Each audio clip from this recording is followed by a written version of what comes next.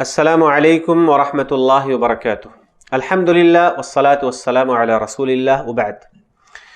محترم حضرات، نماز یہ اسلام کی بہت عظیم عبادت ہے۔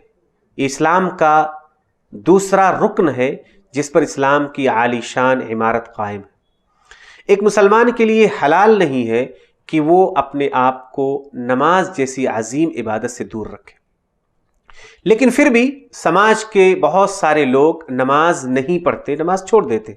میں نماز کے تعلق سے آپ کے سامنے 5 باتیں رکھتا ہوں جس سے آپ کو نماز کی اہمیت کا اور اس کی عظمت شان کا اندازہ ہوگا۔ سب سے پہلی بات یہ کہ اللہ رب العالمین نے جتنی بھی چیزیں فرض قرار دی ہیں وہ تمام کی تمام عبادتیں جبرائیل امی کے ذریعہ اللہ رب العالمین نے فرض قرار دیا ہے، لیکن نماز ایک ایسی عبادت ہے جسے اللہ رب العالمین نے ڈائریکٹ اپنے نبی پر فرض قرار دیا ہے۔ جب آپ معراج کے موقع پر اللہ رب العالمین سے ملاقات کے لیے گئے تھے، تب اس ملاقات میں اللہ رب العالمین نے خود نبی صلی اللہ علیہ وسلم پر یہ نمازیں فرض قرار دی ہیں۔ اس سے آپ اندازہ لگا سکتے ہیں کہ نماز کی کس قدر اہمیت اور عظمت ہے۔ دوسری بات یہ کہ جب اللہ رب العالمین کے پاس سے یہ نمازیں آپ کو دی گئیں تو اللہ رب العالمین نے ان نمازوں کی جو تعداد فرض قرار دی تھی وہ 50 نمازیں تھیں، یعنی اللہ رب العالمین نے 50 نمازیں نبی صلی اللہ علیہ وسلم پر اور آپ کی امت پر فرض قرار دی تھی، لیکن نبی صلی اللہ علیہ وسلم نے بار بار اللہ رب العالمین سے سفارش کی اور آپ نے کم کرنے کی گزارش کی، تو اللہ رب العالمین نے ان 50 نمازوں کو 5 نمازوں میں تبدیل کر دیا اور فرمایا کہ یہ نمازیں ادائیگی کے اعتبار سے 5 ہوں گی، لیکن ثواب اور اجر کے اعتبار سے یہ 5 50 کے برابر ہے۔ گویا ایک مسلمان 5 نمازیں ادا کرتا ہے لیکن اسے 50 نمازیں ادا کرنے کا ثواب ملتا ہے۔ اس کا مطلب یہ ہوا کہ اللہ رب العالمین کو نمازیں بے حد محبوب ہیں، اور اسی محبت کی وجہ سے اللہ رب العالمین نے 50 نمازیں فرض قرار دی تھی اور ان 50 کو باقی رکھا۔ اور کیسے باقی رکھا کہ نماز کو ادا کرنے میں 5 کر دیا، لیکن نماز کو اس کے مقام، اس کی عظمت کی وجہ سے اس کا ثواب 50 کے برابر ہی رکھا۔ لہٰذا آپ 5 پڑھتے ہیں لیکن آپ کو 50 نمازیں پڑھنے کا ثواب اللہ رب العالمین عطا فرماتا ہے۔ اس سے بھی آپ نماز کی اہمیت کا اور اللہ رب العالمین کا نماز کے ساتھ کس قدر گہرا تعلق اور کس قدر محبت ہے اس کا بھی آپ اندازہ لگا سکتے ہیں۔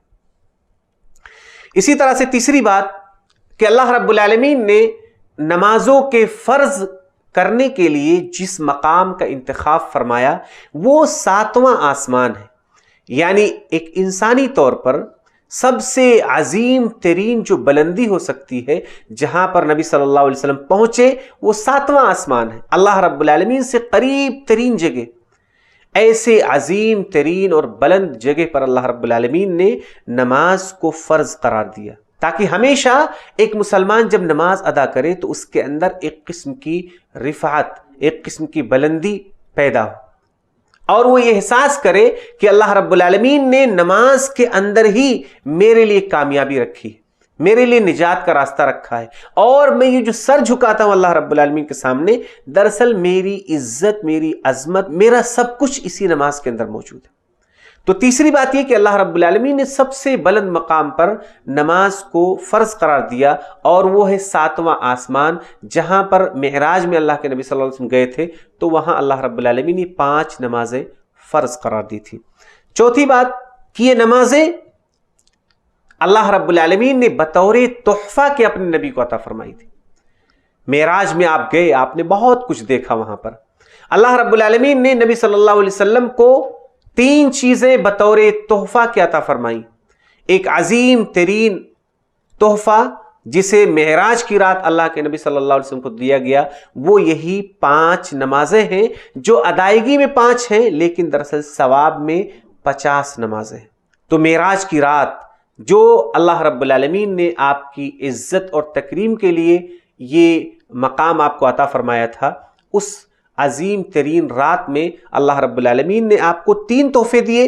ان 3 تحفوں میں سے ایک تحفہ 5 نمازیں فرض قرار دی گئی تھی۔ آخری بات جس سے ہم نماز کی اہمیت کا اندازہ لگا سکتے ہیں کہ نماز یہ در حقیقت اللہ اور بندے کے درمیان رازدارانہ گفتگو کا ایک طریقہ ہے۔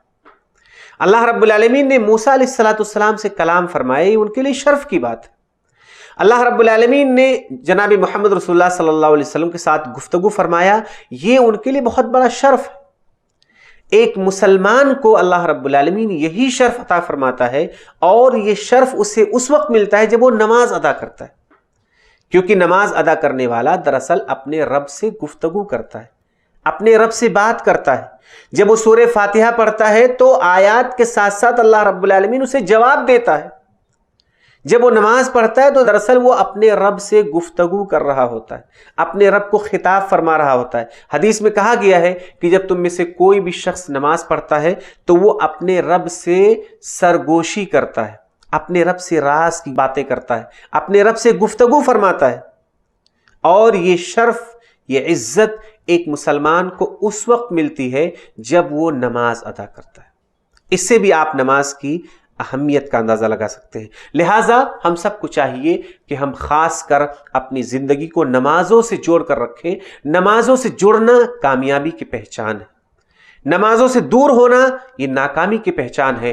ہر روز ہر نماز میں اذان کے وقت مؤذن یہ کلمات کہتا ہے، حی علی الصلاح، آؤ نماز کی طرف، ساتھ ہی کہتا ہے حی علی الفلاح، آؤ کامیابی کی طرف۔ گویا ایک مسلمان کی کامیابی کا راستہ اس کی نمازوں سے ہو کر گزرتا ہے۔ جس آدمی کی زندگی میں نماز نہیں ہے وہ آدمی آخرت میں بھی اور دنیا میں بھی کبھی بھی کامیاب نہیں ہو سکتا۔ اللہ رب العالمین ہم سب کو نماز کی عزت کرنے اور نماز ادا کرنے، نماز کو ان کے اوقات میں ادا کرنے کی توفیق عطا فرمائے۔ آمین۔ السلام علیکم ورحمۃ اللہ وبرکاتہ۔